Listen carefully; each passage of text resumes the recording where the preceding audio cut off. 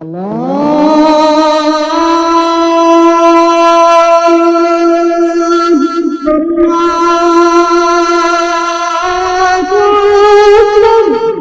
یہ گلاب کا اس سے تعلق نہیں ہے. باقی یہ بات درست ہے کہ نبی صلی اللہ علیہ وآلہ وسلم کا مبارک پسینہ خوشبودار تھا اور وہ گلاب کی خوشبو کا محتاج نہیں ہے، اس سے بہتر تھا.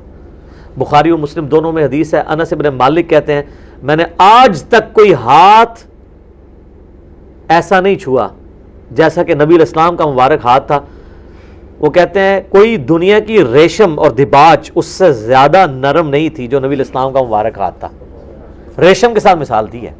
یہ نہیں ہے کہ نبی علیہ السلام جو ہے وہ آپ نے بڑی امیروں والی زندگی گزاری تھی، آپ نے تو مزدوری کی ہے، اس کے باوجود اللہ نے ایک پروٹوکول دیا کہ ہاتھ ان کا بہت نرم تھا.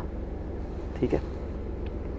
اسی بخاری مسلم کی حدیث میں آتا ہے کہ میں نے آج تک کوئی مشک اور عنبر کی خوشبو ایسی نہیں سونگھی جو نبی علیہ السلام کے پسینہ مبارک سے اور آپ کے مبارک ہاتھوں سے آتی تھی.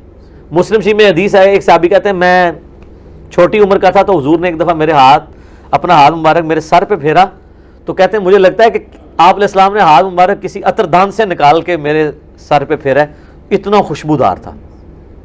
تو آپ علیہ السلام کے پسینے سے خوشبو آتی تھی.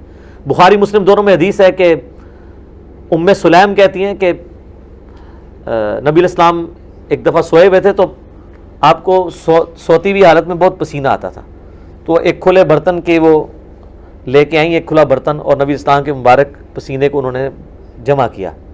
حضور کی آنکھ کھل گئی. آپ فرمایا یہ کیا؟ ان کا جی اس طرح آپ کا پسینہ انتہائی خوشبودار ہے، ہم اس کو خوشبو کے طور پہ اپنی خوشبو میں ملا کے استعمال کرتے ہیں، اپنی خوشبو میں بھی خوشبو کرنے کے لیے.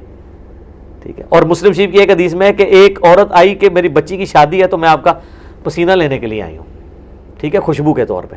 اچھا، وہ بخاری مسلم کی اس حدیث میں ام سلیم نے جب یہ جواب دیا تو حضور نے فرمایا تم نے اچھا کام کیا، یعنی آپ نے اس کی تعریف کی.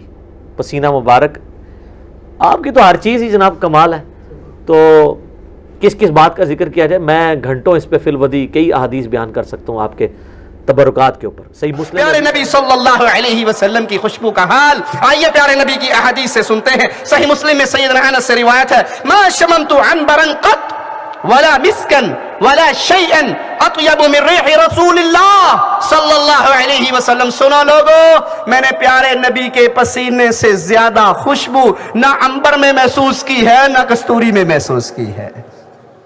نبی کو چھوڑ کے جن ملنگوں بابوں کے پیچھے ہم نے بھاگنا شروع کر دیا، ان کی کیفیت بتانے کی ضرورت نہیں، سب کے سامنے واضح ہے. اور یہ میرے رسول کا حال ہے. سو رہے، ماتھے پہ پسینہ آیا، صحابیہ دوڑتی ہے، اس پسینے کو ڈبیاں میں بند کرنے کی کوشش کرتی ہے. آپ پوچھتے ہیں یہ کیا کر رہی ہو؟ کہا اللہ کے نبی آپ کا مبارک پسینہ ہے، ہم اس کو اپنی خوشبو میں ملاتے ہیں. عید کے دن کائنات کے رب کی قسم کسی خوشبو میں وہ خوشبو نہیں ہے جو محمد کے پسینے میں رکھی ہے صلی اللہ علیہ وسلم. جماعت اہل حدیث آپ کو پکار رہی ہے، آئیے محمد کریم کی طرف. نہ ایسی صورت کسی کی ہو سکتی ہے، نہ ایسی سیرت کسی کی ہو سکتی ہے، نہ ایسا کردار کسی کا ہو سکتا ہے، نہ ایسا رحم دل کسی انسان کے سینے میں میرے رب نے رکھا ہے جو محمد کے مبارک جسم میں رکھا تھا صلی اللہ علیہ وسلم.